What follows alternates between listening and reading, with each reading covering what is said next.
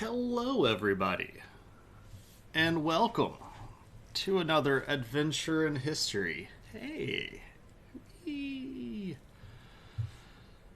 Hope everybody's doing well. Hope that the world is treating you nicely. It's been a tough day. I I still haven't completely gotten back on what we might call a comfortable sleeping schedule since DragonCon, and I ate a combination of bad food yesterday, and my stomach has been a wreck pretty much since about 11 o'clock last night. Still sort of not feeling so great, sort of got that uneasy feeling, if you know what I mean, but we don't need to go into all of that stuff. But I hope that you all are doing well. You quit out of Baldur's Gate to watch the stream. Okay, well, you're not going to get any sexy scenes with bears in the stream, so I don't know if I quite bring the same punch as Baldur's Gate 3. But Tuna, welcome. You usually just tab out, so hey, at least I got the full quit right on that one. You may or may not have just I'm Spartacus in the middle of a sentence, but Green Herring is Spartacus. I am Spartacus. Green Herring, thank you so much for 13 months of support. It is much appreciated, my friend, and I hope you're doing well, and I hope that the world is treating you nicely. May or may not have just had your entire party wiped out by phase spiders. Phase spiders sound pretty horrible. They sound like spiders that don't always get hit when you try to squash them. And that's the worst kind of spider because they usually don't stop moving and they end up where you can't find them. And you know they haven't left, but you also know that they're not dead. They're just scheming. And we definitely don't appreciate those types of spiders. What happened to the sexy scenes with Bears Redeem? What up, Frank? Good to see you. It was just getting too much TOS strikes against me, and I figured I needed to stop doing stuff that Twitch was going to deem inappropriate. So, and then, Baldur's Gate stole my thunder, and everybody just forgot that I was the originator with the sexy scenes with Bears Redeem. So you got to take your lumps when you know that you've lost, right? What's going on, Frank Big Time? I hope that you're doing well, my friend. So it's been a bit of a weird day. Work was weird. Classes were fine, but I had a lot of grading stuff to do and kind of busy work, and I didn't actually get through with all the stuff that I needed to get through. And that would normally be okay, but I'm not going into the office tomorrow. I've got to go to a statewide curriculum alignment meeting about an hour and 20 minutes north. So I'm not even going to get to finish the work that I needed to get done this week because I have to go do this bureaucratic stuff where everybody that teaches my classes in the state at a state school sits down and argues about how we need to teach things this way, and then the logical people have to pull everybody back and go, no, it doesn't actually work that way. So, apologies for the noises. I'm getting text messages from a friend who is in a state that has been hit with some particularly severe weather, and I was worried about their state of being, so I sent them a text. But it turns out that they're doing okay because apparently they live on a hill, so there we go. Curriculum alignment sounds like you're opening a portal to something. I guess in a way you are. Yes, to the realm of knowledge. And hopefully we can download all of the proper knowledge through the portal, right? Yeah, I have to go up there and fight the good fight. It's always better to be in the room when these discussions happen. You would definitely rather be in the room than hear about it. Hey, did you hear what they decided about, how we're going to have to teach your classes from now on? And then you're like, no, that sounds absolutely horrible. I wish I were there. I guess it's an important thing to be in for that reason, but it's also very clearly keeping me from doing real work that I would need to do to help my students, which is sort of it irks me a little bit, but I understand why it's needed. And if I were in a bit of a better position, feelings wise and health wise today, I probably could have gotten everything done. But I spent a lot of time, well, let's just say that I spent a lot of time at work, but not in my office. Is it possible to head off for? Well, we all have to go together, so everybody in my department is driving in a van together. So there's no way to get out of it until everybody's done. No, this happens in just about all of the big states. Tuna, I'm pretty sure that I know that it happens in at least 3 or 4 other ones around us. It might be a southeastern thing, but I don't think it's just a Mississippi thing. What up, DCI Banks? How's it going? Also, hey, Unreal Brian. I responded to your question, but didn't say hello. Hope that you're doing well. And Cave Geek Art is in the house with the eyeballs. Good afternoon. How's it going? Hope you're doing well. So yeah, we are.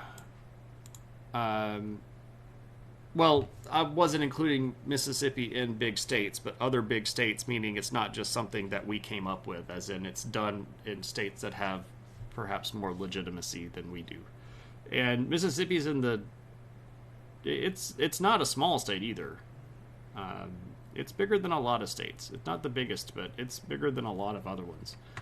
Got a lot more land here than it seems sometimes. So... it's quite large compared to Delaware or Rhode Island or Massachusetts or New Hampshire or Vermont or Maine or even South Carolina, Indiana, Ohio. It's bigger than a lot. I think it's like 28th in size. If only land voted. It used to, but not anymore, right? All right, so we are going to take one step closer to wrapping up our 10th century phase tonight. And we're going to take a little bit of time to talk about Western Africa, specifically right around this region, Russia, about half the size of the UK. Oh yeah, I mean, it's bigger than it seems. So we're going to be looking at this region specifically tonight, and we're going to be talking about Ghana, which we have to sort of start with a bit of a, I guess, heads up. If we know anything about the modern world, we know that there is a country called Ghana, and it's over here, right here, right? Now, Ghana, the country today, does not actually have any connection to the ancient empire of Ghana, which sat over here. Now, why then the same name? Well, it has to do with linguistic ties and the meaning of the word Ghana, and we'll get into that in just a little bit, but it's because it sounded cool and it called back to an ancient period of time where Africans ruled themselves. And that's the important connection there. There is not a direct line that connects the what we might call medieval empire of Ghana to the modern day country of Ghana. Other than just the linguistic ties. There's a regional language called Mande, which we'll talk about in a bit, where some of the people speak the same language, and that's where they got the word from. But other than that, not any connections. What's up, Cliff? How's it going? How are you? Couldn't you have gone with Gloria Estefan rather than Rickroll everybody? You know, I could have, but you knew that I wasn't, right? What up, Tropical? How's it going? Welcome in. A little bit congested here. Anyway, so when we're talking about Ghana, we're not talking about modern Ghana. We're talking about medieval Ghana. So just as a blanket statement here. Okay, so if they aren't the modern people, who were they? Well, that's the good question. And our kingdom of Ghana is going to start with a group of people called the Soninke. And they were basically going to be sort of just the natural physical culture that grew out of the regional peoples. Now, this is actually something that we'll get to in just a little bit. They don't think the same thing that actually reflects what happened in reality, but we'll explain that a little bit as well. But the Soninke people are identifiable with a physical culture probably somewhere around about 600 BCE. So they have been in that area for a while. This is some of the first inhabited regions of sedentary life in Africa overall. Some of the first stone buildings are in this area. There are some habitation sites that go back to about 2500 BCE. Now, I know that's not as old as Egypt, but we all know that Egypt is sort of a special case with the Nile and all of that stuff. Now, there are some rivers over here. There's the Niger River, which runs about this way, and then there's the Senegal River, which runs this way. It's kind of hard to see these from space. We could, zoom in here and get the river valleys. You can see them moving this way.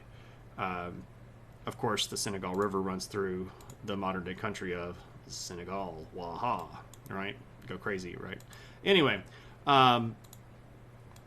the people group that are being here, they've just been around for a while, right? But those particular Sononke people are going to be identifiable somewhere around 600 BCE, and then things are going to progress from there. Do you know of Cetera.com for map games? I do know Cetera.com, and I have played those quite a bit. I sort of do the thing where it's like, how fast can I get these through without making an error, and challenge myself against myself, sort of thing. So yeah, I'm aware of Cetera. It's a pretty fun website. Pardon me. At one point, I'd actually considered making some of the maps on Cetera a point redeem. Like, let's see how fast Shane can name all of the countries in Africa. Or let's see how fast Shane can do all of the capitals of South America. But then I would have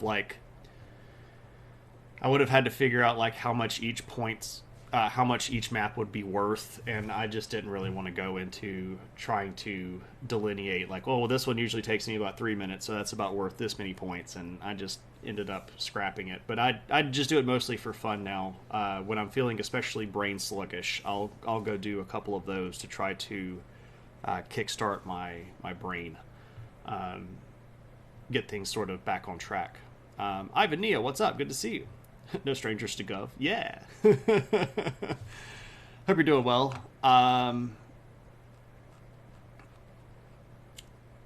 was going to say something about Ivan Neo's stream.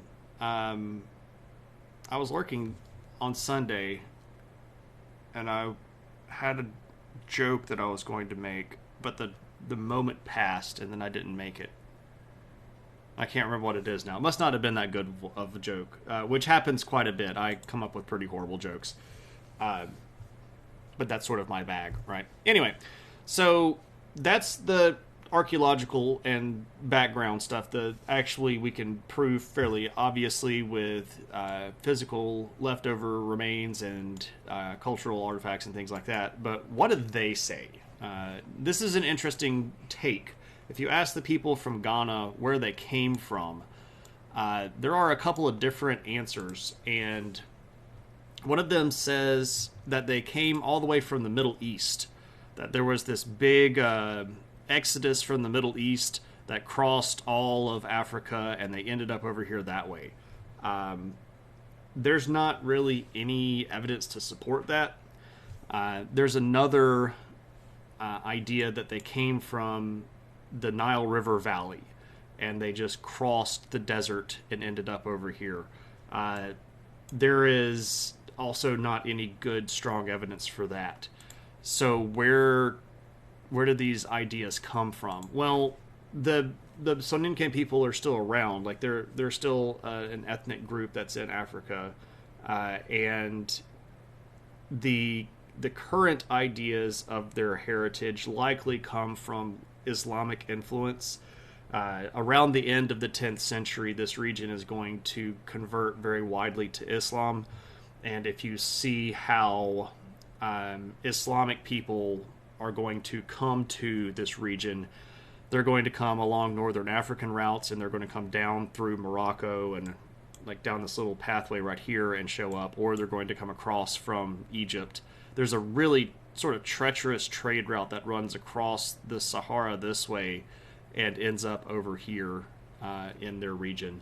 So the modern ideas that they came from the Middle East or from Egypt are almost certainly going to be influenced by Muslim people that start showing up in the region somewhere around the 600s, but then definitely they're going to have a lot more ties by the 1000s or so. What's up, Lumpy? Good to see you. Hope you're doing well. Hope everything is going okay in your world. So where are we talking about? Well, I'm glad you asked. We are talking about this region. Now, our modern day countries are going to be this guy right here, which is Mauritania, and this country right here, which is the modern day country of Mali. So you can see the sort of green area where our Ghanaian Empire is going to be located, specifically around this region right here in what is today southeastern Mauritania, at a place that is probably their capital, called Kumbe-Sale. We'll talk a little bit more about why it's still a bit questionable in just a little bit, but if it was their capital, it's down here in southeast Mauritania at a couple of potential sites, and we'll talk about that as well because okay, we can go ahead and talk about it. So why do we not know if Kumbe-Sale is their capital? Well, mostly because we don't have any sort of really strong slam dunk archaeological evidence, and we only have external written sources. Hey, Tad, how's it going? Oh, you said hello earlier, and I was just being a jerk and didn't say hello. Yeah, so Mauritania is what Tropical Geek just typed, exactly. If we want to look at it over here on the old modern map, we can pop it up like this and do the modern borders. So this is Mauritania right here.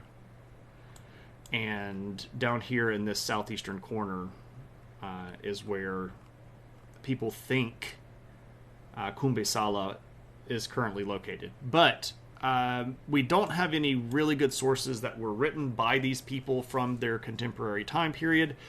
Most of the stuff that we have from them is Muslim writers from later on, and when the region itself was being conquered by European peoples during the 1800s and early 1900s. Of course, this is sort of like during the sort of the wild, wild west days of archaeology, when nobody really cared very much about what was going on. And a couple of French archaeologists supposedly excavated Kumbe-Sale. I mean, they did excavate a location, and they said it was Kumbe-Sale, and took a lot of stuff out of it, but it's not really sure if it's what they said it was, and their reports are kind of sketchy. This was mostly being done like also right before World War I started, 1913, 1914. And then they didn't get back around to it until right about the time World War II started in about 1938, 1939. So it was never really done very well. Now, there is a site in Mauritania that Mauritania calls Kumbe-Sale, and they have applied for UNESCO World Heritage Site status for this particular location. But I do think it's pertinent to note that it's on the waiting list, and I think one of the biggest reasons why it's on the waiting list is that we're not really sure if the current location is the location, and also whether or not the current country of Mauritania is going to be able to keep it up if it is the site. Archaeological sites of size have lots of costs that go along with it, and it is a very remote location. Not saying that it's not valuable. Obviously, if this is actually Cumbe Sale, it's a remarkably important site for the people of that region and the Soninke people in general, and I would completely support that. It's just really hard to say, right? There's a place called Mauritania in RuneScape, which is home to a large swamp and vampires and stuff, so you got scared. No swamps in this area. Actually, not too much water at all in this area. Belloc, yeah, some good Indiana Jones stuff. They didn't have any written language themselves until Arabic gets introduced. So they, at the time, and still people today, spoke a language called Mande, or a particular dialect of the language Mande. And they are really only going to start writing about stuff later, and they don't last too long after the introduction of Islam. They're going to, well, let me pause and say they last for another about 240 years because they collapsed in the 1240s to the Empire of Mali. But the years that they have after the introduction of Islam are not really peaceful, and typically you're not going to get good histories out of an area unless there is a decent amount of time where people can slow down enough and write stuff. So we do have some things that are from the area that are from converted Muslim people that are writing in Arabic, but most of that stuff is in the 1300s and written from a perspective of people outside of the Ghanaian people. These would have been probably empires of people that were running an Empire of Mali at that time, who had a big beef with the Soninke peoples, because that Mali comes from Malinke, which is another people group that's situated just a little bit south and a little bit east of them, sort of in this region right around in here, the southern part of the modern-day country of Mali. So different ethnic groups are obviously going to have different ideas about stuff, and the stuff that we have from contemporary sources of Islamic writers or Muslim writers are really going to be anecdotal. There are a couple of people that claim to have gone to see these things, but we can't necessarily trust their eyewitness accounts very well, because it's well known that people exaggerate, right? So we'll get to a little bit more of that when we get a little bit further in the discussion. Yeah, and no vampires that we know of, right? You had to learn all of those countries' names this week. Oh yeah, for your Western Africa class, right? Yeah, so Cote d'Ivoire and Ghana and Benin and Togo and Liberia. Well, Liberia wouldn't have been involved in the slave trade. And, Niger, Nigeria, and all that fun stuff. Yeah. Is that how you found Satara? No, you said you found it through what was it called? GeoGuessr. Yeah. It's well known that people exaggerate. I have never exaggerated in my entire life, right? No, we don't do that ever. So again, the region that we're looking at is right around in here, and they're going to be greener than they look here on the map. And one of the things that's notable, and one of the things that we have to remember right now, is that the Sahara Desert as we see it today is actually larger than it would have been at that time. The Sahara is growing, and the region, especially here in northern Africa, but also here in the transitionary period, or transitionary area that we might call Savannah, wasn't exactly the same location as it was back, 1,000 years ago. So the climate has shifted a little bit there along lines, and the region that they would have lived in would have been much more watered, if that's a word. They didn't necessarily go too heavy on the agricultural side, though they did grow crops. They were also pastoralists. They had a lot of herds, animals, and things like that, which had been introduced, way back previous, before Ghana is even going to be an empire. So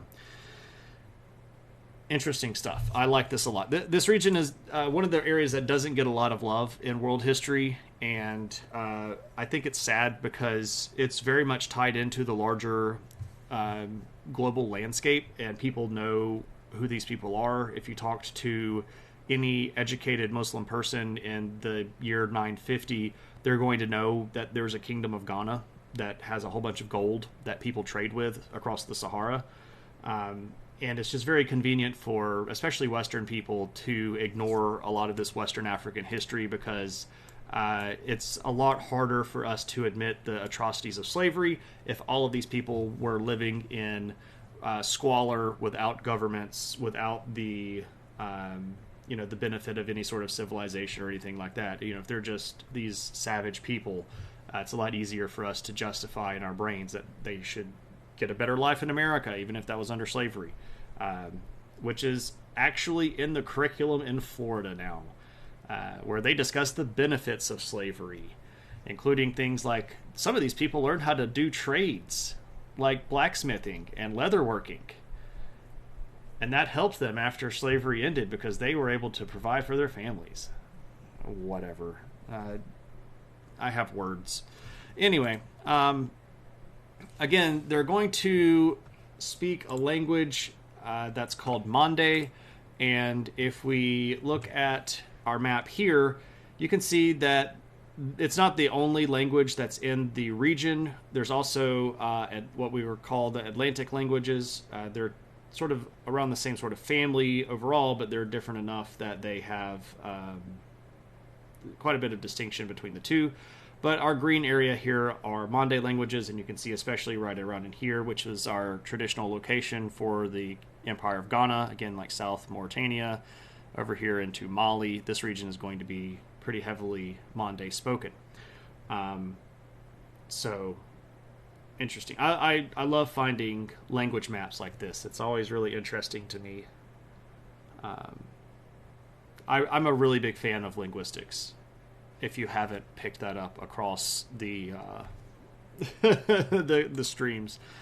I'm way more likely to be okay with the enslavement of civilized folks. They're slaves to the system already. Oh, Cave Geek with a burn on people being addicted to their cell phones.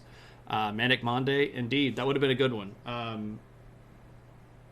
I've used that pun before as the stream title, but I used Moche, which was a particular group of people in South America along the Andes that made very graphic pottery. And it's ironically one of Lumpy's favorite people groups ever. I think that Lumpy Dragon Potato might have had a Moche family member in a previous life. Your linguist friends love learning about the languages there and elsewhere in Africa. One guy that you knew from linguistics grad school ended up marrying a girl from the Ivory Coast. Oh, that's really cool. I find it fascinating that, especially this region of Africa, this western region, right around in here, is incredibly, incredibly diverse when it comes to linguistic groups and ethnic groups. And I think that's a lot because people have been in Africa for a really, really long time, right? And the longer you're around somewhere, the more chance you have of making something that's unique or that's a significant enough variant of another existing thing. It's the same sort of thing if we carried that over into this region right here, which is generally described as sub-Saharan, and then over into this region. So the sort of central chunk of Africa, if we just sort of drew a big circle right around through here, is just incredibly linguistically diverse and ethnically diverse. And it's just fascinating. But again, it's because of the age of the people being there. If people have been in this region where, we started, well, and that's actually an interesting point. There's a newer theory that is making some headway and turning some heads and getting some attention that says that Homo sapien actually first derived over here in the western part of Africa in the Sahel region, instead of over here in the Great Rift Valley, as has been traditionally accepted. But that that's a big debate in modern anthropology, and there's even a newer one that says that Homo sapiens first arrived or derived down here in southern Africa. But that's all really, really fascinating, and it's very, very minute pieces of data that people are using, because that far back we don't get DNA. After about 50-ish thousand years of something being in the dirt, it's almost impossible to retrieve any sort of DNA. So we're talking about stuff that's between 250 and 300,000 years old. So there's just literally no chance of getting any kind of DNA out of that at all. And in some cases, things have, gone over completely to, just utterly dead material, right? So without being able to run genetics tests on older specimens, it's really hard to say. You have to base this all off of comparative anthropology, where we look at the shape of our skulls and the way that our fingers work and how our shoulders and our hips are positioned, to try to make arguments about which one of these species was the next in line. There is some work that's been done, and it's becoming more frequent, where people have started looking at modern populations and trying to broadcast backwards. They assume a certain number of years for a generation, usually somewhere between 35 and 30 and 40, somewhere in there per generation. And then they start broadcasting backwards using an accepted rate of mutation. So we know that in human genetic divergence, cells are going to divide a certain number of times in a lifetime, and there's going to be an average of an SNP, which is called a single nucleotide. Oh crap! I can't remember what it's called. It's a SNP. What's the P in SNP? Somebody tell me. I'm waiting for my wife to tell me what that is. Single nucleotide something brother. But it basically where polymorphism. Thank you. Where one thing will change, right? So we know that given a certain number of replication cycles, you're going to get at least one of these, right? And you take that and you combine it with the number of years it takes in a generation, and then you start working backwards. And there's been a lot of work lately trying to sort of broadcast backwards in time along our genetic structure, looking at the oldest pieces of DNA that we have as a pattern to see if we can push further back. And there's been some interesting work done in that area. Most recently, there was a paper that came out a couple of weeks ago that argued once again for the human bottleneck theory. They said that at one point there were only about 2,000 Homo sapiens alive on Earth at any given point. I think that's really, really, really hard to prove. I don't really like that idea. They're projecting a point in time where we have very few pieces of evidence, period. And it's built on some statistical models that are, again, basing things off of very good guesses, but still guesses. And they're also not looking everywhere humans would have been, because, of course, at this point, back in 250,000 years ago, the seacoast line would have been very, very different than what it looks like today. And a lot of humans might have been underwater at that point, which explains why we can't find as many of their remains. So I realize that I have just tangented really, really hard.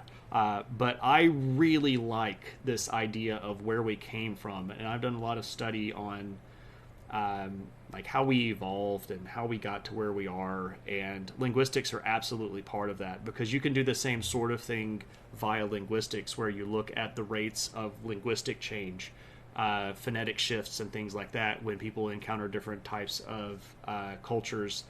And you can build statistical models based off of how likely words are going to move from one language to another.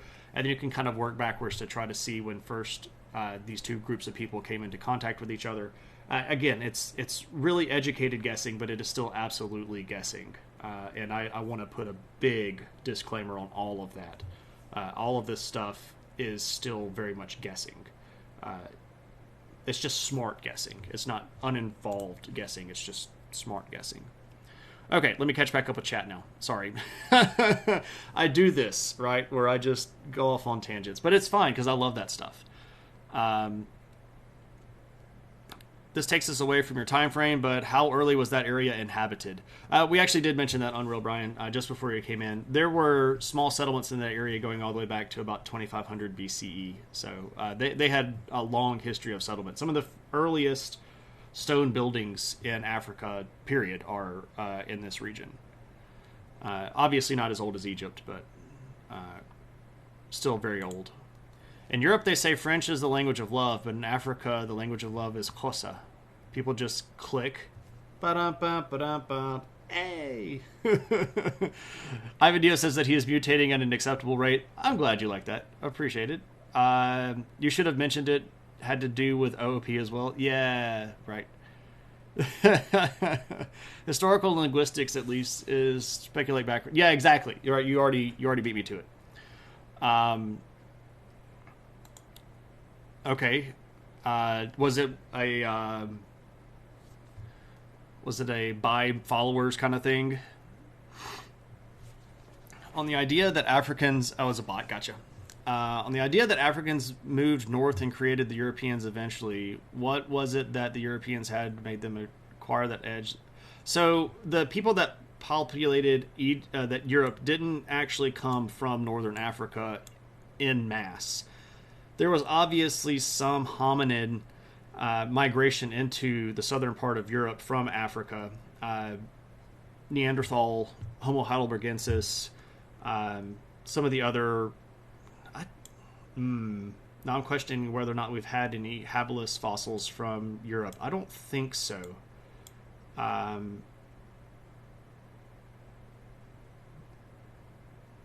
think Erectus and Heidelbergensis and Neanderthalensis are the only ones that we've got from southern Europe. And they probably came over when the Mediterranean wasn't connected to the Atlantic. It used to just be a big lake, and you could walk pretty much all the way across it at different spots. The main Homo sapien migration into Europe actually came out of Central Asia. It came this way. So the first big migration came out about 120,000 years ago or so, and it basically got over here to this region. Cave Geek loves to refer to the Levantine region here as the gas station of the world, where you just sort of stop by, but it's not worth saying. I think that's a fair assessment for some of this, but there's a lot of growing evidence that people actually also migrated along this region right here, because the Red Sea used to not be connected to the Indian Ocean over here. That used to just be a little lake. And some people hypothesize that it's one of the rivers mentioned in the book of Genesis as bounding Eden, specifically the Pishon, but we'll get into other things if we get into that world. Anyway, people came this way, and they end up over here in the the Mesopotamian world, somewhere around 80,000-ish years or so, and then over here to India. And then they kind of just hang out in this region for a little while. And then there's a big migration out of this region right here that comes over into Europe from this direction. And this is where we get Indo-European linguistic groups. So the region right here around the Caspian Sea, what is today modern-day Iran, this region was home to the original Indo-Europeans, like the OG Indo-Europeans. And somewhere between 50 and 45,000 years ago, they're going to start moving in this direction, and they're the ones that are going to populate Europe. And they're going to follow the sort of central pathway here, and then start spreading north as available. So there we go. I hope that answered the question. It's worth saying, hence why everybody's fighting over it forever. I got you. They were not aware of Buckies, right? There were no ancient Buckies. We are so far off track. But that's okay. I love it. I love answering the questions. Okay, so it's also fair to note that, again, their language was this language called Mande, and they call themselves Wagadu. They don't call themselves Ghana. Ghana is actually a word that we'll talk about in a little bit that doesn't mean a people group. It means warrior. But anyway, we're getting ahead of ourselves. When did their country get established? When was Ghana a country that had a government and things like that? That's a tough question.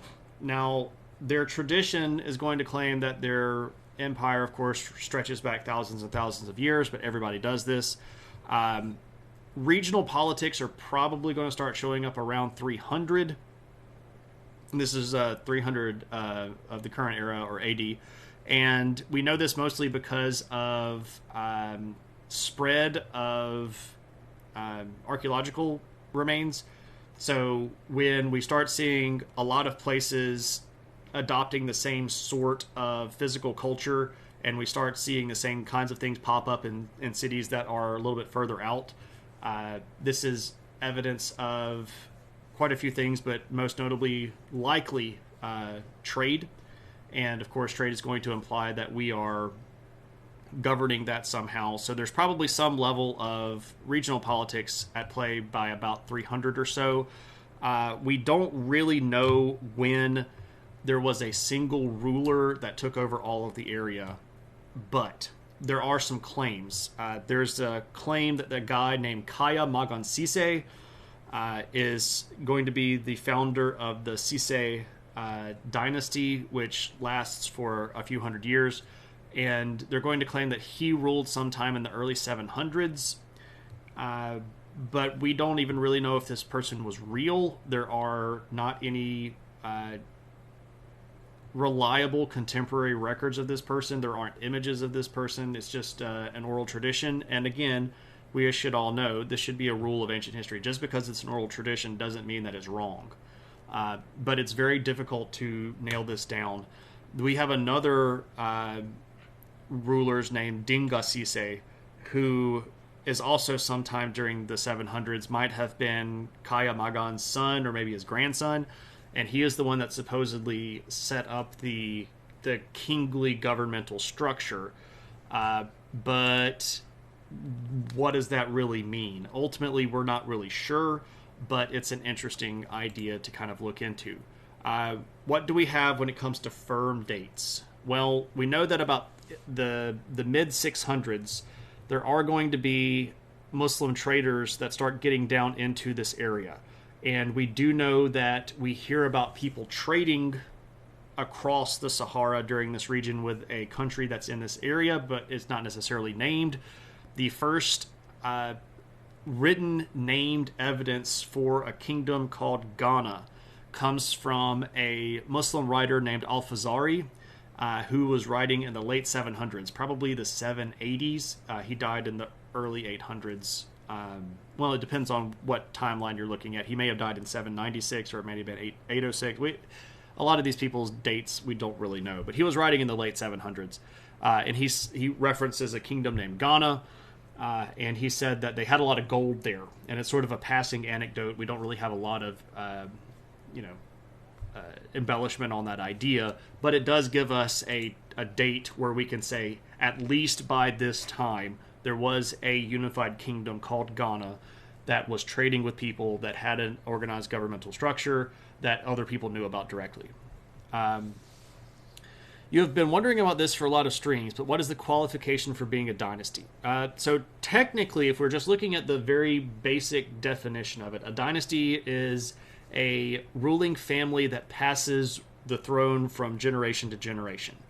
Now, that's about as specific as we need to get, because depending on where we are in time and depending on what specific country or kingdom or empire we're looking at, there might be very different ways that you pass the rule from generation to generation. Some of the types of rule could just be the traditional hereditary father to son, but there's also this thing called agnatic dynasty, where you pass it to your oldest male relative. So this could be a brother or a cousin or an uncle even, just depending on who the oldest male relative is. And then, of course, you have altered dynasties later on where just the firstborn child gets to rule. But that's a much more modern concept. Not everybody that was a female offspring of the ruling family could rule by their stead. We do have some evidence of these sort of ruling women from places like China, Japan, even here in Africa. We've had a stream on the queens of Meroe, who ruled their kingdom of Meroe, which was sort of up the Nile River right around here, modern-day Sudan. Pyramid builders, really cool people. They're from roughly contemporary to this time period as well, a little bit later for some of those. But again, very basically, anything that is passing family rulership to the next generation is a dynasty. How the mechanism actually works can vary pretty broadly. And it really is just going to depend on the individual flavor, if you will, of the region you're talking about.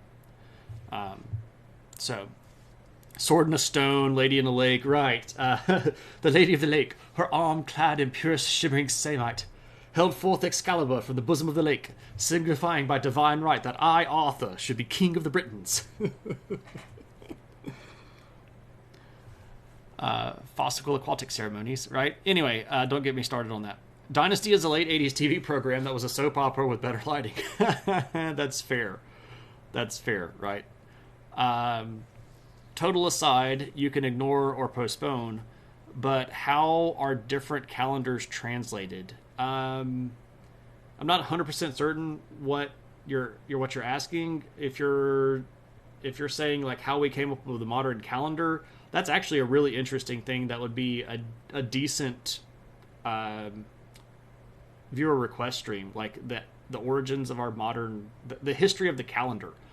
But if we're talking about how different countries keep different time periods, a lot of countries used the regnal period as a calendar. So you see a lot of things like in the year of King so-and-so, like in the 15th year of King Shane, the rivers dried up and everyone was angry and there was a slight sniffle that went about and everyone sneezed 4 times in a row. You know, that kind of stuff. That's actually fairly common historical genre called a chronicle, where you use the king's reign as a method of keeping time. And this is actually stuff that still happens in some countries, like modern-day Japan. Every time they change emperors, they change era names, right? So when Naruhito, the current emperor, took over, they changed their era names, and now they're running technically a new calendar based on the years of his reign. Now, of course, everybody at this point uses sort of the accepted calendar, but there are other calendars out there. There's a Jewish calendar, there's Muslim calendar, there are all kinds of different calendars. If no one else could pull the sword from the stone and the anvil for centuries, I would not argue with a warrior strong enough to do so. That's fair. That's fair, Frank. Pretty sure dynasty means that China ruled you 7,000 years ago just after they invented culture, so that they're... it's such that the religion rightly belongs under their purview of benevolent Chinese government. Junk Collector, your joke is absolutely taken as it was intended. And it was very well written. I appreciate that very much. Also, hey, a junk collector. Not everywhere uses the Julian calendar, so how do we know what year something was in, say, the Mayan calendar? Yeah. I gotcha. That is mostly based on comparative chronological dating stuff, which actually can get fairly tricky. Luckily for us, the Maya were very, very good about recording things like celestial events, and because we know how the order of the progression of the stars and stuff go, we can actually work backwards. And we can apply reverse astronomy to their calendar and line our years up that way. Like, we can tell how long ago the last solar eclipse was and things like that. So when they recorded those in their chronicles, it is a beautiful thing for historical comparative research, where we can just like, because it lines up so wonderfully. We really, really like that as historians when people record stuff like that. So celestial events like eclipses and appearances of comets in the sky and stuff like that, man, we love stuff like that in historical record because we can tell exactly when it was. that would be an interesting stream too, like weird historical events that we use as markers and stuff like that. Calendar sounds way more interesting than Highlander. Practical, responsible record keeping, exactly. Man, we are so not talking about Ghana, but that's okay. We're having a good conversation, and I can appreciate that too. So we know that Al-Fazari references Ghana in the late 700s. We have another Muslim writer named Al-Yaqubi who's writing in 891, and he actually gives us a fairly decent-sized description of the kingdom. He gives us a description of the governmental style, which we'll talk about in a little bit. And he also mentions lots of gold, which is pretty evident. We have another very important Muslim writer, al-Bekri, who writes in the 1060s, late 1060s, a little bit more about how their courts work and how their tax structure works and things like that. So we do have a fair amount of information about them from external sources, but as always, when we're dealing with sources from outside of the native culture, we always have to be aware that these people are describing things as best they see them, and they might not actually understand what's really going on. So we have to be aware that there's a little bit of cultural relativism here, perhaps even some ethnocentrism, like we're doing it better than they do it, and I'm writing to make them look bad. So we've got to be aware of that kind of stuff. Okay, so what does Ghana look like? What can we guess? Well, I can show you this. Now, this is a photograph from the site that purports to be Kumbesale. Again, this was the potential capital of Ghana. It's a pretty cool looking place. I would love to go see it. It's neat looking. Some of the buildings are this really interesting sort of stacked flaky rock structure. You see this quite a bit in areas where you don't have really big boulders or things like that. The rock is just sort of naturally flaky, and you just kind of chip it off and you stack it up and make walls, and use these as sort of makeshift bricks. So that's maybe what it looked like. Maybe. Again, we're kind of like, is this the place? Is this not the place? We don't really know. For the benefit of the doubt, we can say that it was, but I'm not sure. We do know that they had a central king, and his title was Ghana. Now, this means potentially a couple of different things, but the best translation that most people agree with is war chief. So the Ghana, or the head king, was the guy that ran the army. Like when the army needed to get called up and the war party was going to get put together, this was the guy that was going to be in charge of that. Now, we do have a couple of other potential titles that come from these Muslim sources. One of them used Kaya Magan. So like Kaya Magan Sise, the guy that supposedly founded the dynasty. Some Arabic writers said that Kaya Magan was king of the gold.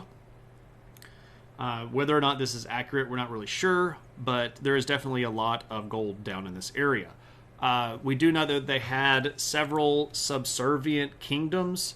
So there was a central kingdom that was based at the capital, and then there were sort of smaller kings that were kept in check.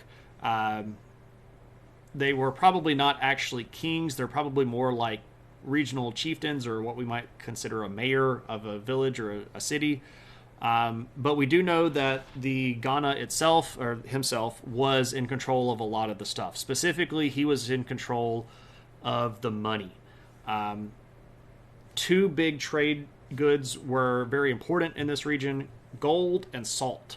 So gold was exported and salt was imported, and the Ghana had control over both. And in the country, if you dug up gold that was in a chunk bigger than dust, that nugget or that chunk was owned by the Ghana, and it was his. So he claimed all of the gold in the county, or in the country, that wasn't dust. You could have that if you wanted to. And there were going to be taxes that had to be paid to the Ghana on all transactions that dealt with either gold or salt. So he's in direct control of the money making, and he's in control of the trading. And of course, that's going to mean that the Ghana basically gets to be a one-person running of the economy, right? Let's see. Calendars are the most interesting. There's no greater power than the mastery of time. It's interesting stuff, sure. Any civilization that can upkeep a calendar has me impressed. You can't even upkeep your Outlook calendar. Yeah, it probably is. Sandstone or shale or... crap, I can't remember the other one that starts with an S. Words. Yeah. A coastal city importing salt. So they're not coastal. If we roll back to their map, where are we? Here. Yeah, none of their cities are coastal. Slate, yeah. Yeah, either of those. So they have access to the sea via some of the rivers because they're between the Senegal and the Niger River, but they aren't directly on a coast anywhere. And the salt was mostly coming from across the Sahara, and we'll talk about that in just a little bit. The Ghana is also going to be in charge of settling disputes, and according to some of the Muslim sources, including one guy that said that he visited there, this was done on set days where the Ghana would have a public meeting, and they would set up these big pavilions, and they would summon everybody to court by banging on drums so that everybody kind of knew when court was, and the Ghana would receive petitions and settle disputes and dole out punishment if needed. So we have this sort of centralized authority headed up by the Ghana as well. They're also going to run the military, so they're going to be in charge of calling up and running the armies. Now, if we look at the ancient sources, this is where stuff gets kind of weird. One of the Muslim sources said that the Ghana that he met could call 200,000 soldiers to arms, but that's almost certainly hyperbole. That is an enormous population. If you start doing the math on how to derive an army, if you have 200,000 able-bodied men between puberty and fighting age ending around 45, 50, you have got an enormous population, and it almost certainly was not as big as 200,000 people. That was almost certainly going to be an exaggeration. But they do seem to have had some pretty interesting advances in weaponry. Specifically, they were recorded using iron weapons, which is going to give them an edge. Bad pun, I know. Most of the other people around the area were using ebony wood, which is incredibly hard and can actually be sharpened because of its density. But, iron's obviously going to be better. So this is probably going to be how the Ghana kingdom itself first got established. You have some innovations in warfare technology, and the people that have that are going to be able to use their competitive edge to expand their power base. That's probably how it got started, if we're being really honest. And it's definitely going to be better than stone weapons, which probably still had at least some play in the area. With bows and arrow and spear and things like that. Their capital, if it was at Kumbi, which it probably was because we don't really have a better option for it, was described as a pretty big city with big walls. Some of the sources claim that it had 50,000 people living there, which is, again, probably not going to be accurate. But there's actually been some more recent excavation at the site that is potentially supposed to be Kumbe Sale. And there are some people now that are suggesting that if we looked at more of a metropolitan area instead of just the city itself, so the city and then surrounding villages and maybe like the first line of half a day's ride of a trade hub, basically people that could get into the city if they needed to, it might very well have been 50,000. I think that's a little bit premature to guess at this point. I haven't seen a lot of really convincing archaeological work out of that. I do think it's an interesting area that could absolutely use more attention and more study. But again, it's... and I say this all the time about a lot of regions that we talk about here on stream.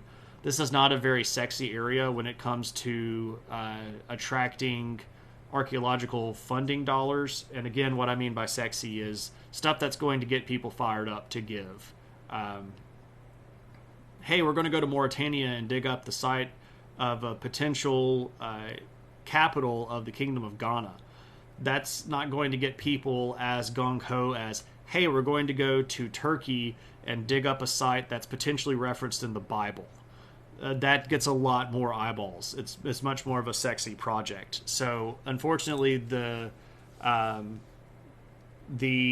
dollars for archaeology has been declining pretty rapidly, and COVID put a big whammy on a lot of programs because they didn't go for a couple of years to do excavation work, and a lot of universities and groups haven't recovered really since then. So there is still work that could be done, but whether or not we're going to get it done in a way that is conclusive is a big question mark.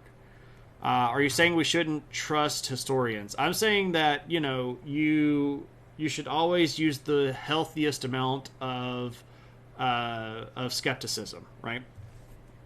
There's absolutely a healthy amount of skepticism. There is too little skepticism, and that's when you'll believe anything.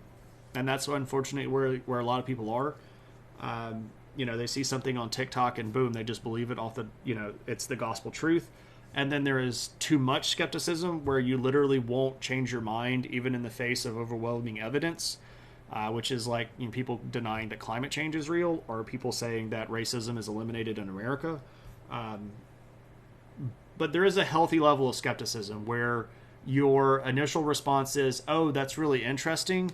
I'd like to see more, and then I'll make my mind up after I look at all of the evidence. And that's perfectly okay. And unfortunately, in the world that we live in today, that is actually falling out of favor because everybody wants you to have an opinion immediately. And if you say, I'd like to take some time to think about it, a lot of people will just automatically assume that you disagree with them, and then you're bad. And I think that's really, really dangerous. I think we saw this a lot when we started doing stuff like just bashing people on the internet. A lot of people, put out claims, and many of the claims were true, and we should absolutely use the right amount of healthy skepticism when it comes to believing people. But it turns out that some of the claims weren't true, and yet some people, felt the repercussions of false claims against them. So there's a healthy level of skepticism that I think is okay and healthy. And if today somebody were to come out with claims and your response was, oh, that's interesting, I hope that didn't happen, I'd like to see more evidence, you'd probably be classified as sympathizing with the aggressor or blaming the victim instead of applying a healthy level of skepticism and wanting to know all of the facts before you made your mind up. Because you're just supposed to knee-jerk agree or knee-jerk disagree, right? And that, I don't like that. It just bothers me. Skyrim disagrees. I'm not sure what Skyrim disagrees with.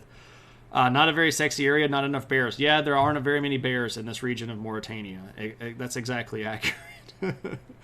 At least what's left over after the Europeans looted it. And they did loot this area quite a bit. I can actually show you some of this stuff. So here is some pottery that is from Ghana from this time period.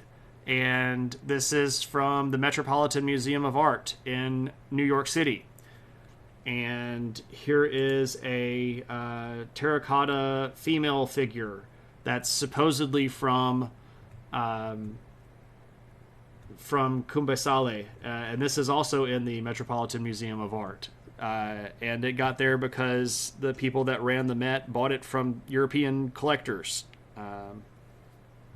Because, stuff doesn't end up where it's supposed to be, right? It's the TikTok truth, right? People in the Pockets of Big History. Yeah. The big history. It's actually out there. It really, really is, Junk Collector. It's really unfortunate, but it actually is out there. You disagree and you're bad, right, Tuna? You're bad if you disagree. You can always tell when Shane started a new semester. I'm not even sure what that means, but I did just start a new semester, so do I just complain about TikTok more because I've yet to break my students into thinking instead of just responding? People don't want to be good people. They want to appear to be good people, and they use every opportunity to prove themselves more virtuous than the next person. I don't know if that's 100% true. I do think that it happens more times than we think that it does, but I do think there are people that actually want to be good people. I'd like to be a good person. And I'll admit when I'm not. So I don't think that is a universal truth. I do think that a lot of people fall into that category, though. Skyrim disagrees that iron is superior to ebony. I see. So ebony here is wood instead of the stone that it is in Skyrim. And I think that what they actually wanted it to be was obsidian, which is also silly because obsidian is very flaky, and while it can be made into edged weapons, it's also not as good as iron. But, there we go.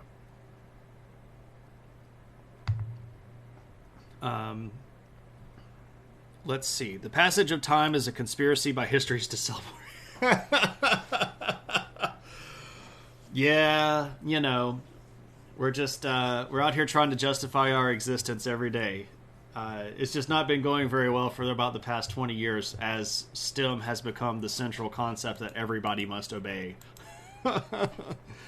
Also, what's up, Noger? Good to see you, my friend. Hope you're having a good one. All right. Let's talk a little bit about trans-Saharan trade because we need to do that before we run out of time. The trans-Saharan trade network is actually very important to the growth of Ghana as an empire. And I've got a map here that dashes out our prospective trade routes across the Sahara. And two of them are particularly important that are going to be really big deal for Ghana. This one here that comes from what is modern-day Morocco and runs down the sort of the edge of the Sahara and around to this city right here, Otagost. That's a really, really important trade city, or trade route. And this trade route specifically was opened up by Berber people. So the Berbers are native to sort of this region right here in northern Africa, and they were some of the first people that converted to Islam in northern Africa. And they're also going to be the ones that start forging these trade routes across the desert. So if you see any of these routes that are coming from this area, they're almost certainly going to be started in the north and pushed down south. One of the reasons that this is accomplished in that direction is because these are the people that had camels. And camels are absolutely really, they're vital to trans-Saharan trade. The Berbers are going to get access to the first domesticated camels around the 500s, and then they're going to start pushing south across the Sahara to trade with people, especially bringing with them salt. That was their big trade commodity. And this city right here was actually originally founded by some Berbers, but the Ghana Empire is actually going to take it away from them and establish it as their sort of trade city on this trade route. Now, one of the things that happens over time is that trade is going to start shifting a little bit to the east, and part of that is because the gold mines in this area are going to begin to be depleted, and the gold mines that are producing a lot more are going to start being over here a little bit more further to the east. This is also why Ghana is going to end up falling to Mali, but again, that happens in the 1200s. This whole region is going to get wrecked pretty harsh by a Berber Muslim group called the Almoravids that's going to come down and conquer pretty much all of Western African coastline right here a little bit later on in the 1300s. So, interesting time period. Man, I love this history stuff. Did you say what is the land and climate like in this place at the time? Yeah, so it's still going to be desert, and there's still going to be a very big Sahara Desert here, but it is not as broad during this time period as it would have been today. So, like this city right here, Sigil Masa, would have been completely in the desert if it was today. But at the time period, this is sort of like the edge of the arid zone, and you would have still had a lot of agriculture going on here in the northern part of Africa.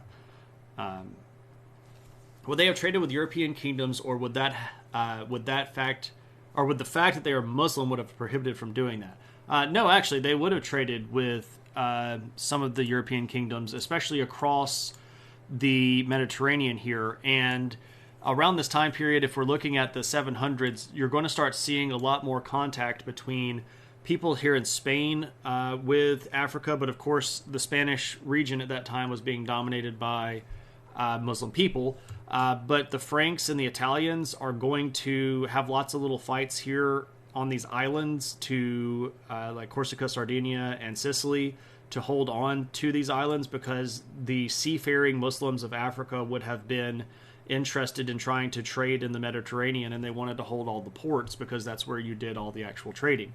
Now, Ghana itself would not have directly traded with Europe, but it would not be too terribly surprising to find the occasional European luxury item in a tomb or something down here, as it had made its way all the way across the Sahara.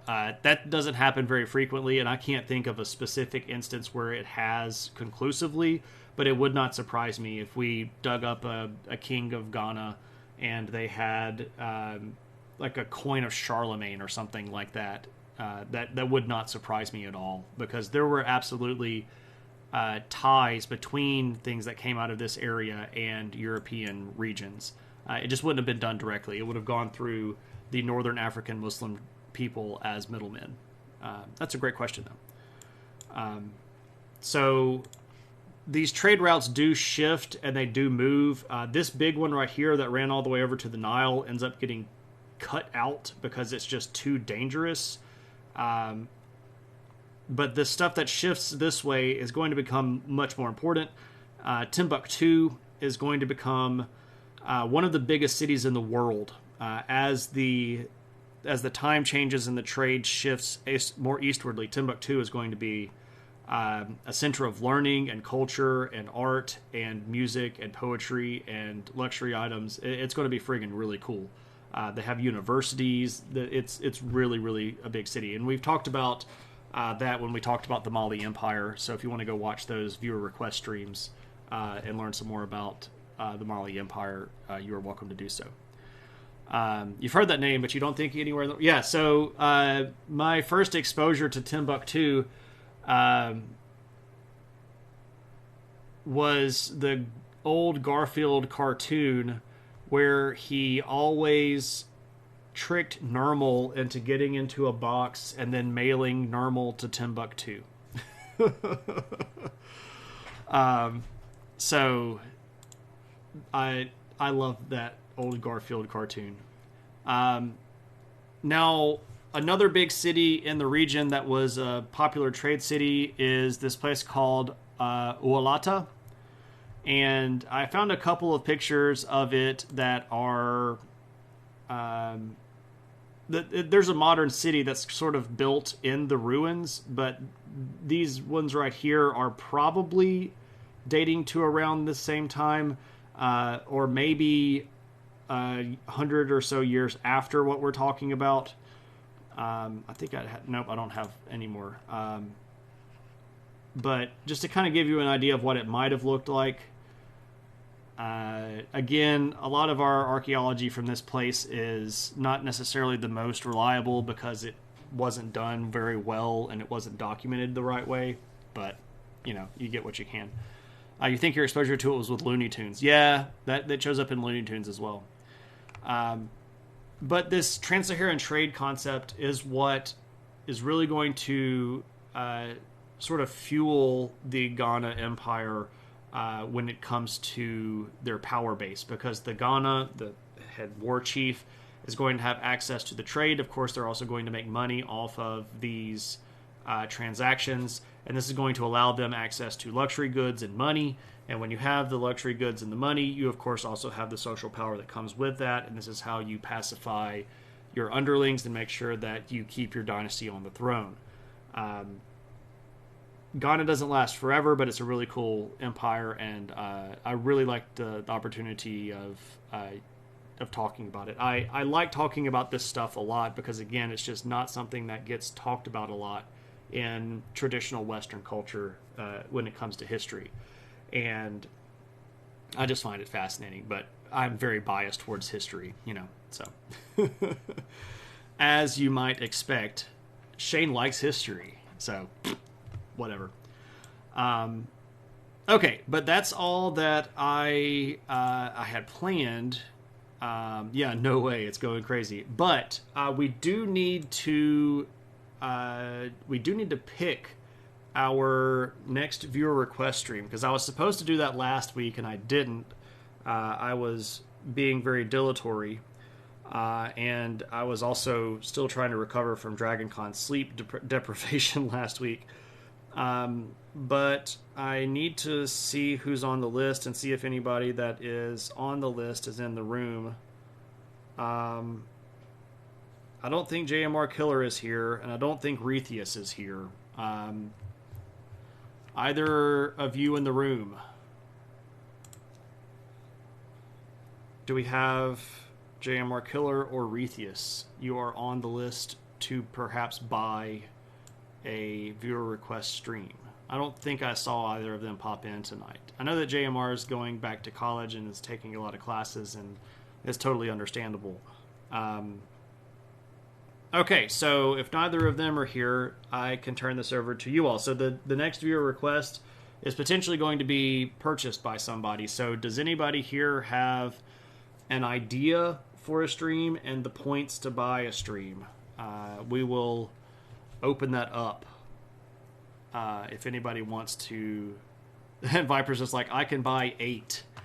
Viper, have you bought one before? I think so. You've bought loads before. All right, so as first to respond, allow me to turn this on, and then where's the button for this? Viewer rewards. There we go. Channel points. They change the background menus of streaming like every 5 minutes, and it's hard to figure out where stuff is. All right, so this is for Vipers. All right, Viper, go ahead. Choose your own adventure again. There we go. All right, so we'll do History of Calendars as our next viewer request stream. And I think that's going to be a great one. I really like that idea. That's going to be fun. So we'll do that for our next viewer request stream. Now, does anybody else want to get on the list? Which means you have an idea and you want to buy one. I can put you on the official list. Aqueducts was a fun stream, but I was actually sort of worried about that one. I was concerned that I wouldn't have enough information about that one, and it just turned out that I had more than I thought that I did. Does anybody else want to get put on the wait list? Basically, hold a place in line to buy a stream.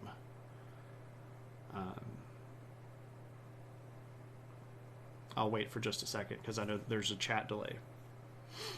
How confused would you be if you spent 20 years counting days and the equinox is normally 365 days away, but sometimes it's 366? Yeah, you just get screwed up sometimes, right? Because you got to add that quarter of a day in, and I have not done anything on the Berbers, Cliff. Cliff, do you have 10,000 points? If you want to, I can put you on the list, and next time we do a viewer request, if you're around, you can pick it if you want to. We could do History of the Berber people. That'd be really cool. There's definitely a lot of stuff that we could talk about that. All right, I shall put you on the list.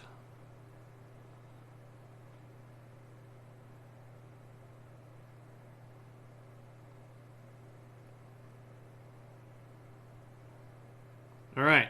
So you are now on the list. Da, da, da, da, da, da, da, da, behind JMR Killer and Retheus. There we go. Awesome sauce. Okay. So mischief managed on that front. Anybody else want to redeem any points or ask any questions or do anything like that?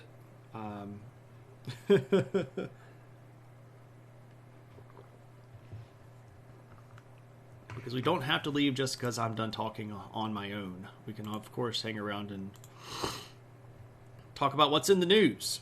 Viper, you got anything specific? Oh, I get to pick. Let me talk about something that is kind of unfortunate and sad. And I will talk about this because I spoke about this with one of my students today. Let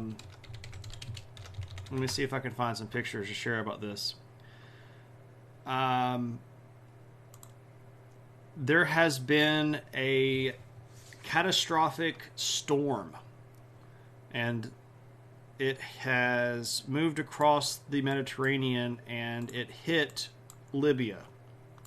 So this is the modern-day country of Libya. It borders Tunisia and Algeria and Egypt. So right here along the coastline, there was this really, really, really big storm. And it is a pretty bad situation. There are about 10,000 people right now that are missing, and the death toll as of this point is over 11,000. So 11,000 dead and another 10,000 missing. And I actually have a student that is from Libya, and I spoke with him today, and I just very quietly, because I didn't want to, get out and stuff, I asked, have you spoken with your family? And there are people that he knew that were missing, and he was obviously worried about them. This is and Unreal Brian, I was about to sort of lead into that as a corollary. Since the Arab Spring, which was back in 2011, Libya has been in various states of war. The leader of Libya back at that time was Muammar Gaddafi, and he was a pretty horrible guy that had been in charge of the country going all the way back into the Cold War. And when he got pushed out of power, there was a giant vacuum that everybody, of course, was trying to rush to fill. This created a multi-headed hydra of warlords that have continued to fight to try to take over parts of the country. There have been legitimately recognized, internationally recognized elections that have elected leaders that, by all accounts have been properly elected by the Libyan people. But they've been unable to actually run most of the country because of these warlords that refuse to give up power. Especially in some of the big cities, there had already been a lot of damage to the infrastructure because of the war. This has absolutely directly led to the storm causing more casualties because of the lack of infrastructure present to get to people, and because of the dangers posed by going into certain areas because of, war-torn locations, and because of things like, live shells that are still unexploded, or things like, just active military units. This is a very dire situation, and it is, it's very, very sad, and it kind of breaks my heart. Anytime you see something like this happen, it's not ever good. But this sort of trifecta of destruction of infrastructure, live active conflicts, and humongous storms, just it hit Libya all at the same time, and it's just really devastating. So if you are the people that that do the talking to the higher powers. That's probably something that you should talk to them about.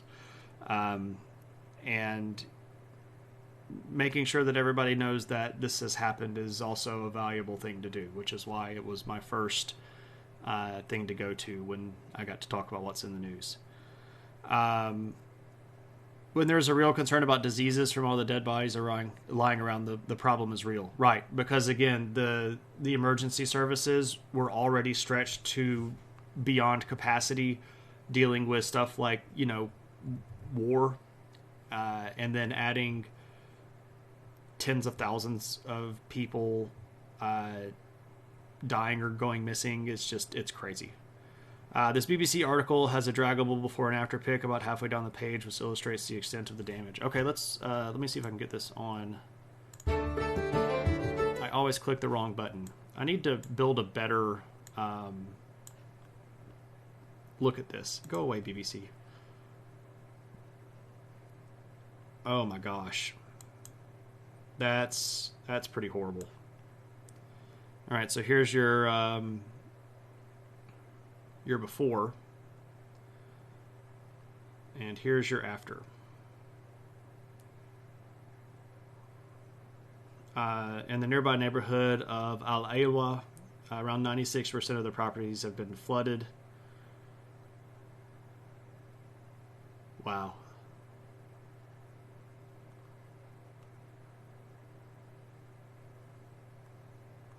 Wow.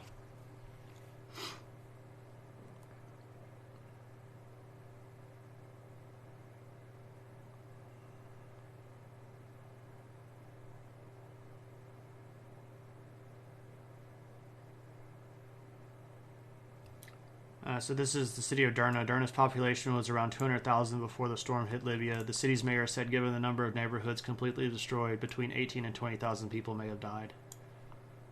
That's just in that city.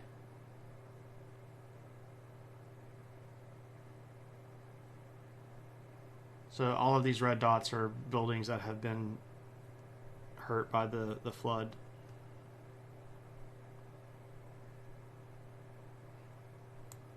So here's your before, and here's your after.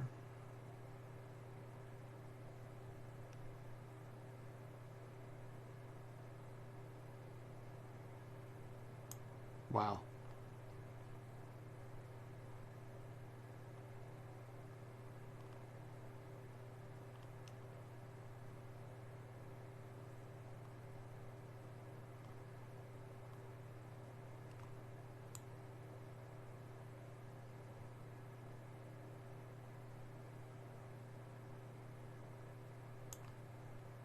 Yeah, that's pretty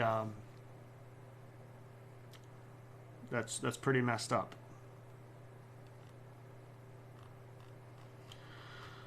So that's what's going on in Libya. Sorry to kind of bum everybody out at the end, but sometimes the bummer stuff needs to get shared. And the world isn't always nice to people, so.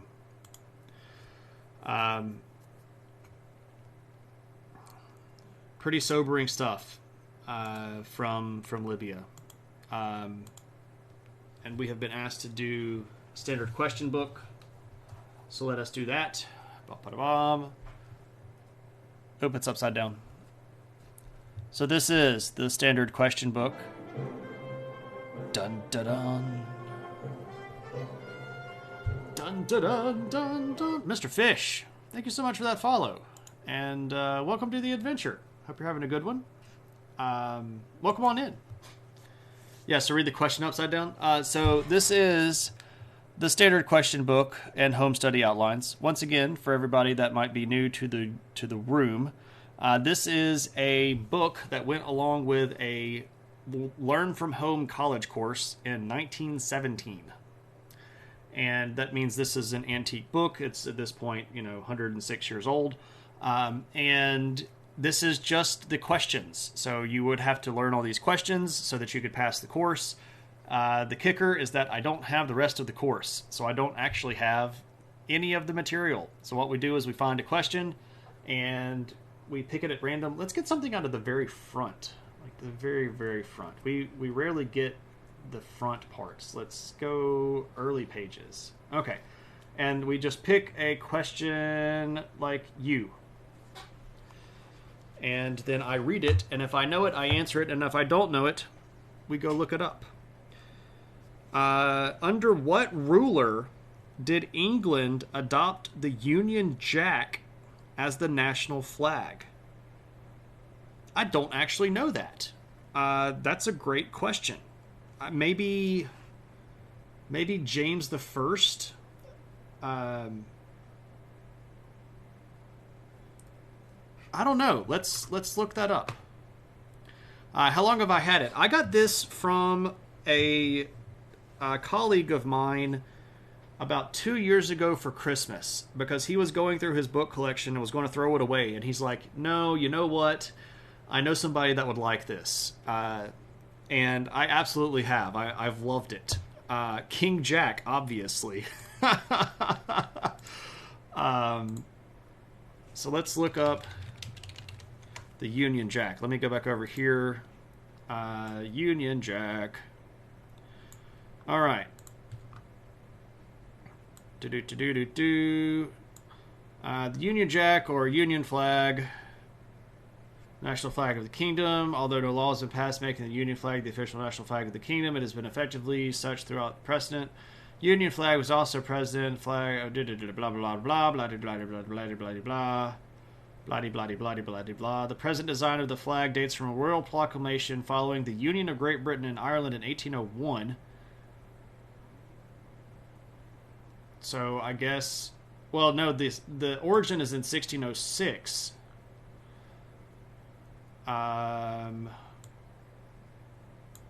According to the website Parliament of the UK, the early 17th century, England and Scotland were two entirely independent kingdoms. Duh. Wales had been annexed by the Kingdom of England. Da, da, da, da. This changed dramatically in 1603 at the death of Elizabeth I of England because the Queen died.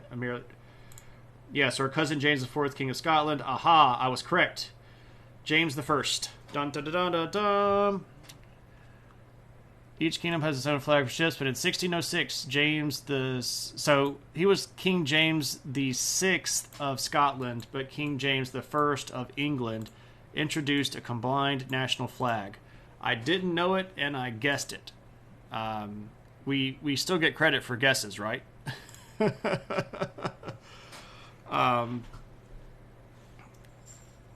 So the term Union Jack, terminology. The terms Union Jack and Union Flag are both used historically for describing the national flag of the United Kingdom, whether the term Union Jack applies only when used as a Jack flag on a ship. Okay, so a Jack flag is the flag that flies off the front part of the ship. So Union Jack is the flag that they would fly off the front part of the ship to let you know that it was a ship from England, or at that point the United Kingdom. So there we go. Let's see. Let me catch up with chat. Wonder if we can now find it on one of those sites with old books. Maybe so. It's possible, Tropical. If you want me to send you the information, I can. Just ping me in Discord to remind me that I need to send it to you.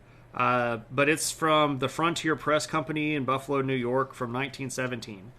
And it's called The Standard Question Book and Home Study Outlines. And the original copyright is from 1914, but this particular pressing comes from 1917. And that's literally all the information that I have about it. So it would be fun to try to track that down, but I would suspect that the actual books that have the page references here would be quite expensive because they would be very old. It's not the Union Jack, it's the Union flag. Dun, dun, dun, dun, dun. Queen Anne. Also a fairly decent guess.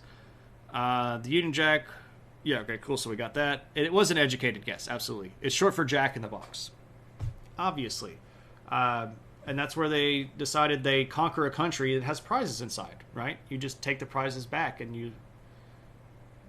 That was a bad attempt at making Cracker Jack, Jack in the Box, right? Sorry. All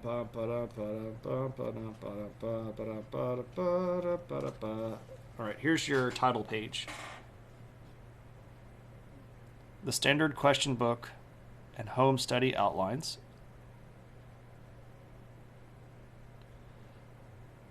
And a neat little flag. I'm sorry, a little candle. And it's the Frontier Press Company, Buffalo, New York, 1917.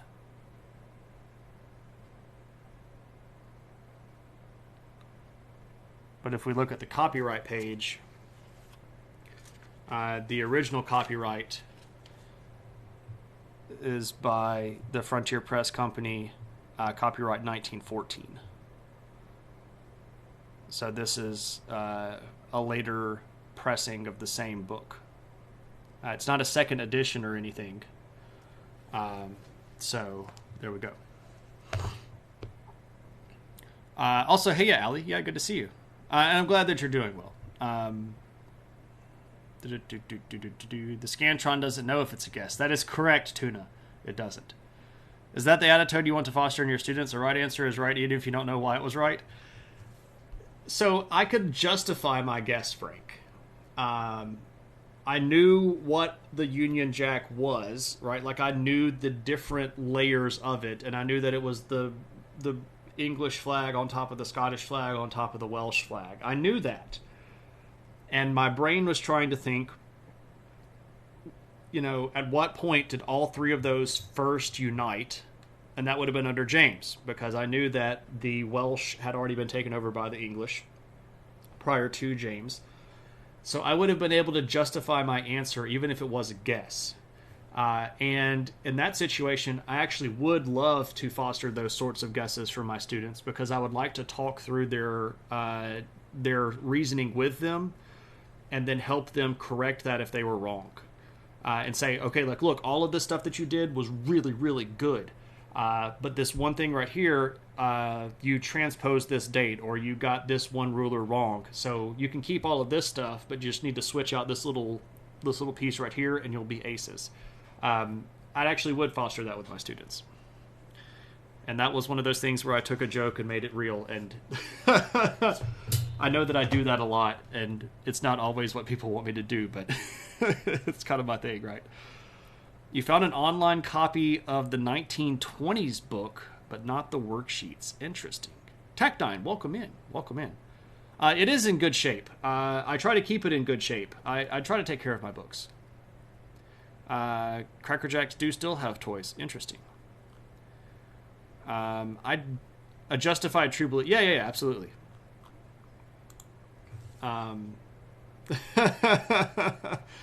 Yeah, the book is in Amazon even in the 1919 version.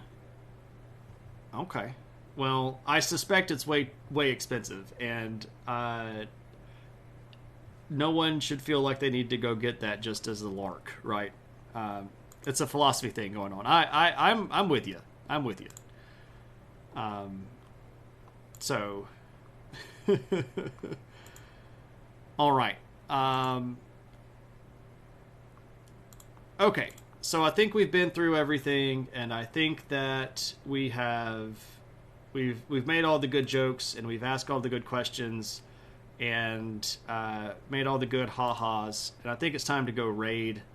And one of our dear friends is streaming, and he so rarely streams when I'm streaming that I feel like we need to kind of rush over there before he goes away.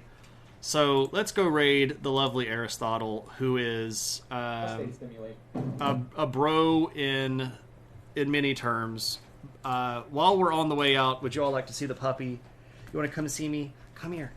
Oh, look, it's a puppy. It's a big furry lump. Look at the puppy. Oh, my goodness. Hello, puppy. Hello, Katie. Oh, my goodness.